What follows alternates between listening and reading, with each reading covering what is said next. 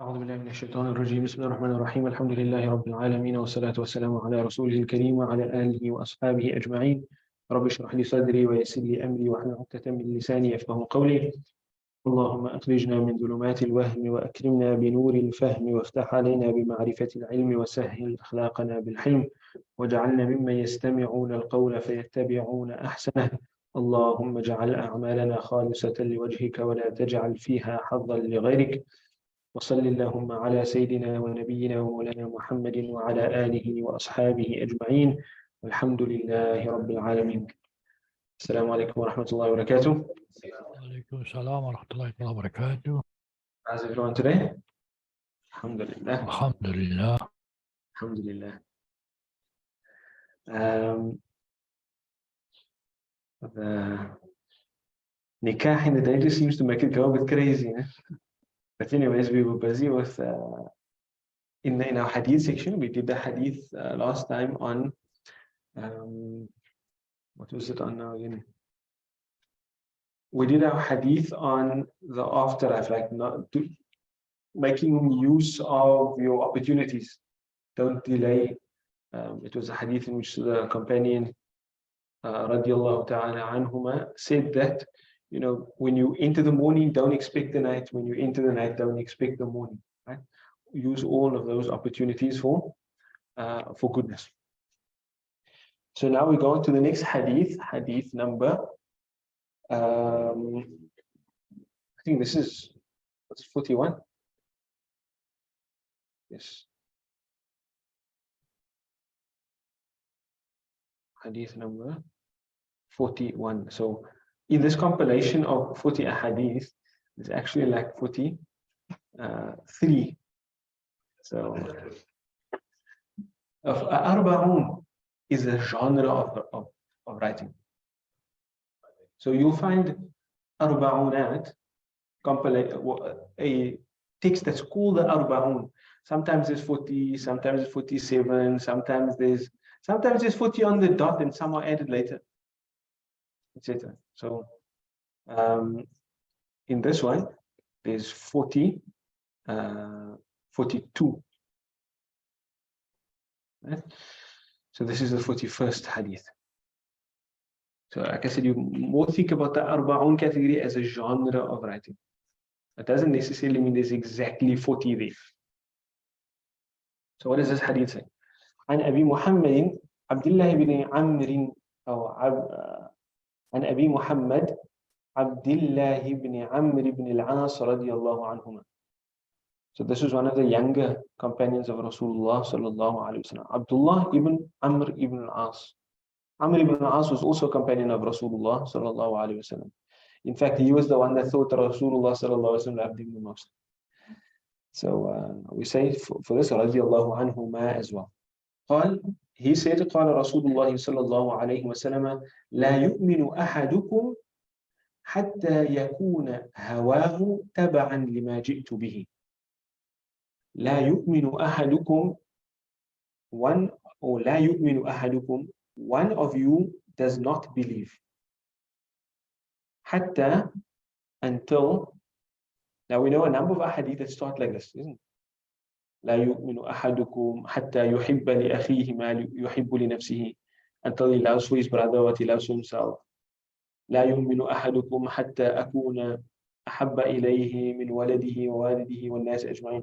None of you believes until I am more beloved to him than his parents and his children and all of mankind. There's a number of hadith that start like this. When you have these hadith saying لا يؤمن أحدكم, then generally what they refer to is kamalul iman.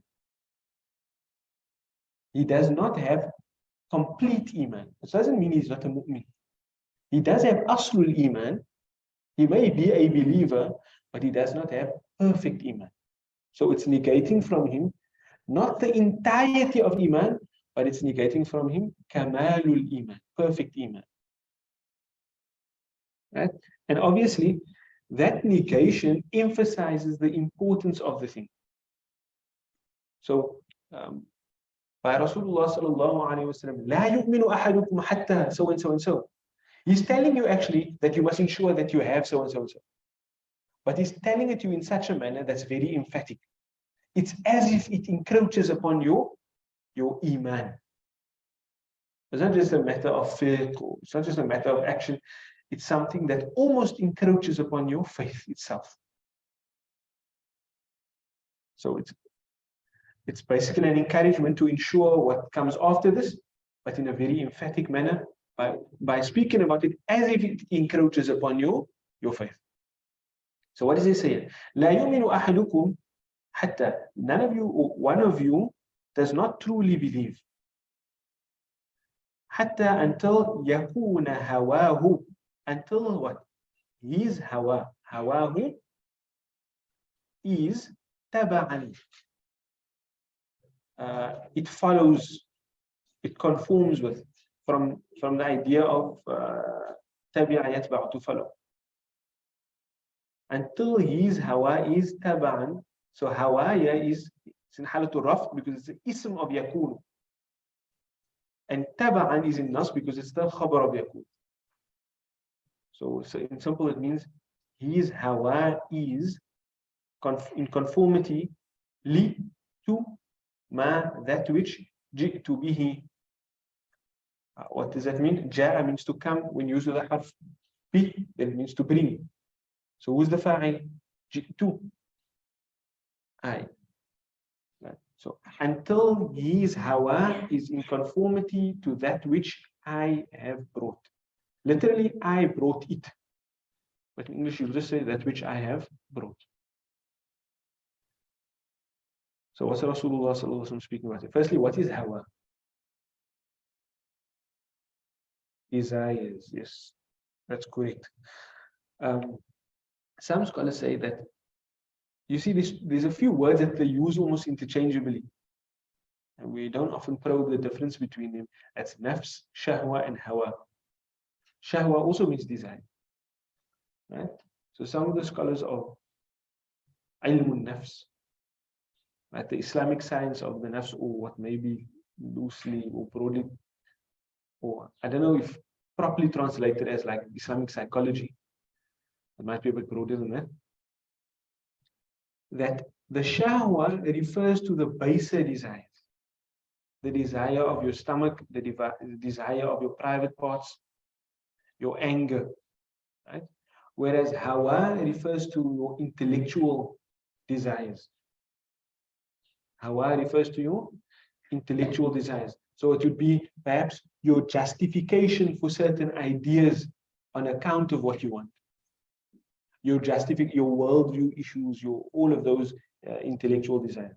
So you can understand it as just desires as a whole. You can understand that distinction between your baser desires and your intellectual desires, the way you conceive of things, etc. So until his hawa is in conformity with that which I have brought. That which I have brought. So one reason I made specific mention of that difference is because those things that your shahwa desires, it's like very natural as a human being. In fact, you don't not desire. For example, the opposite gender. As a human being, you naturally desire the opposite gender. You naturally desire wealth. You naturally, those are like part of humanity. Yes. It comes to a point where you desire it in a manner that is not in conformity with the Sharia of Rasulullah. But there's actually desire in it. Like, for example, if you take an unmarried male,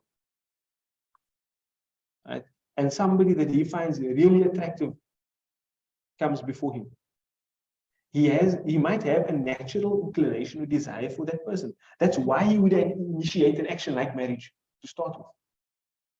Right? If he wasn't attracted, if he didn't have desire, he wouldn't have even initiated marriage.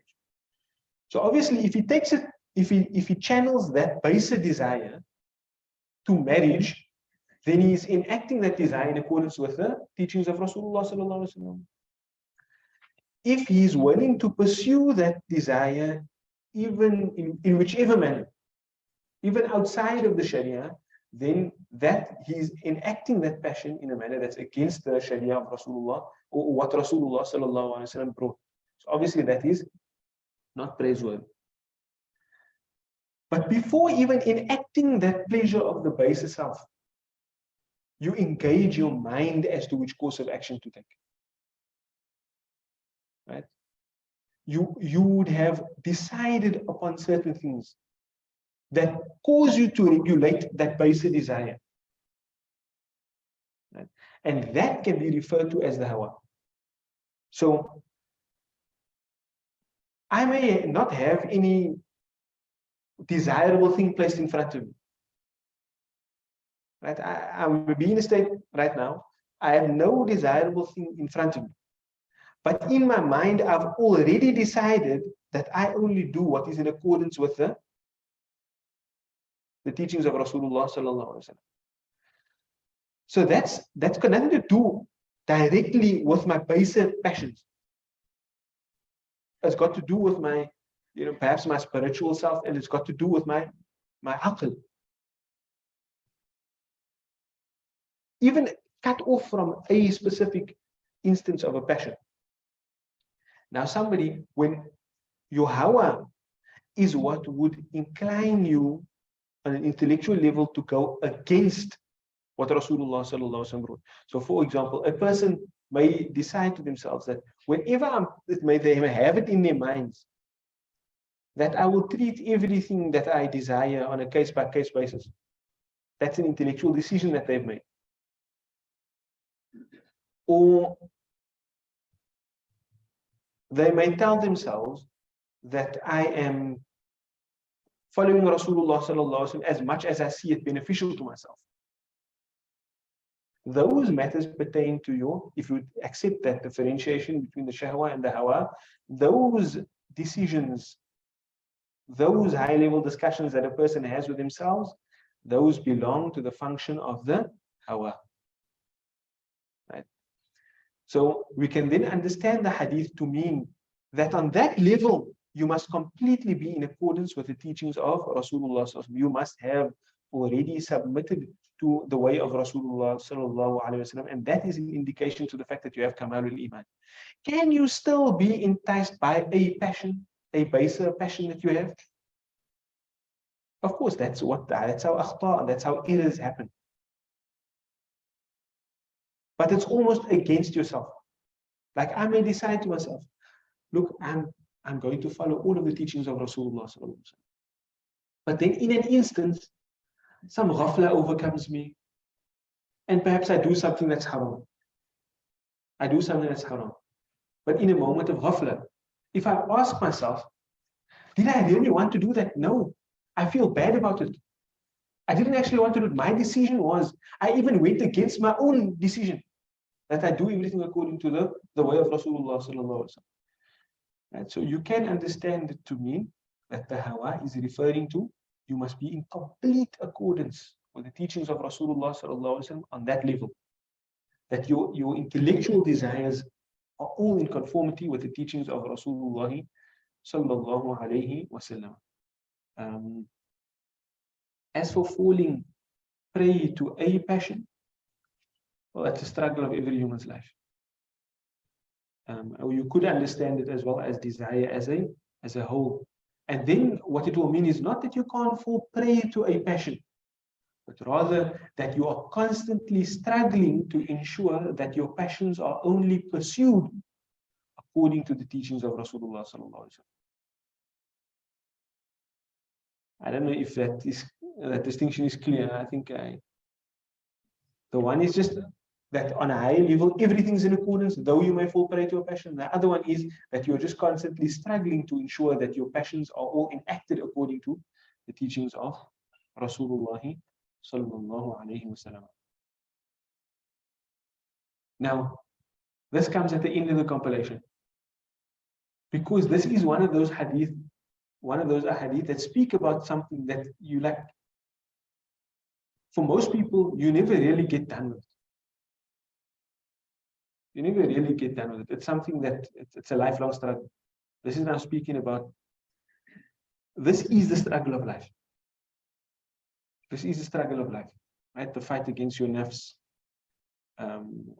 whether it be in the manifestation of its physical passions or what it whispers to your intellect, how it tries to corrupt your intellect. All of that, that's a lifelong struggle. And it continues with every circumstance that you are faced with, right? And with everything that you learn. So what does this mean for us? That we must we must ensure that at all times we submit ourselves on an intellectual level to everything that Rasulullah sallallahu alaihi wasallam brought, and we must remind ourselves of that. Number two, we must remember that in our struggle, in this journey of life, we must never become heedless of the struggle against the self. You may fall prey to it at times, but you remember, this is the journey that I'm on. You miss salah one day. And then you remind yourself, I did it, I didn't mean to do it, whatever the case may be. May Allah subhanahu wa ta'ala forgive me. This goes against my own decision for myself. I've decided that I'm going to perform all my salah on time. But yeah, I didn't do that. I went against the teaching of Rasulullah, and I even went against my own decision. Allah forgive me, this is not who I am. So teaches us on a higher level how to view things and how to engage with ourselves. Allah subhanahu wa ta'ala guide us. Any questions on that? Might not have been. Tawfiq, you look like you have something to ask.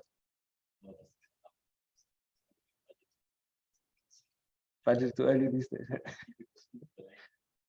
Yeah. So anyways, again, speaking about this is Kamal Iman. And I mentioned the fact that it's Kamal Iman just because, sometimes when people are on their journey to obey Allah subhanahu wa ta'ala, sometimes they become pedantic, they even become too harsh on themselves. They become so harsh upon themselves that they think to themselves, oh, you know what? I'm thinking bad thoughts. I must be an evil person. And then they beat themselves up about it. No. You should know how to regulate it. Differentiate between what you have actually decided and the whisperings of your hawa to you and your nafs to you and your shahwa inclining you towards. So this is all just part of that struggle. That's why I'm telling you this is Kamalul Iman, not Aslul Iman. Because if you haven't attained Kamalul Iman, it's not, I'm not going to say it's okay. You must be striving for Kamalul Iman all the time. But it's not as bad as Aslul Iman. Now, if somebody just hears the literal wording of this hadith, they may see another person, for example, somebody tells you, I actually really like doing this haram thing. Then they think to themselves, oh, that person is not a mu'min. No, that's not what it means at all. I'm so inclined to this haram thing. I actually really want to do it. I'm actually willing to go against the Sharia to do it.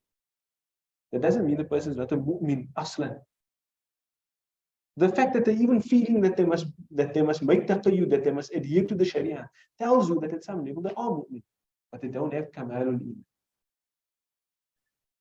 Right? And that's what they must work towards. So Allah subhanahu wa ta'ala guides. If there's no questions, we'll then move on to our next thing.